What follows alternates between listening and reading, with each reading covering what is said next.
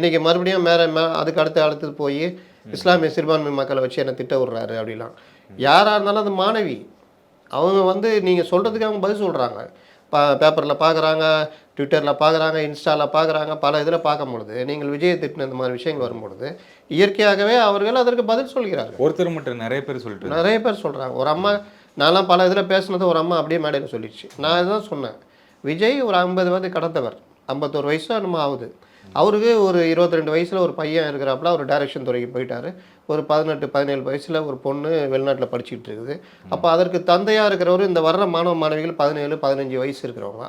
அவர்கள் வந்து இவருக்கு மகன் முறை தானே வேணும். ஒரு தந்தையாக, ஒரு சித்தப்பாகவாக, ஒரு பெரியப்பாவாக, ஒரு தாய்மாமனாக அவர் இது பண்ணுறாரு. இதில் என்ன தப்பு இருக்குது? அதே தான் ஒரு அம்மாவும் சொல்கிறாங்க, எங்கள் தாய் கூட இல்லாத உரிமை தாய்மாமனுக்கு இருக்குது, அந்த மாதிரி நாங்கள் பார்க்குறோம்.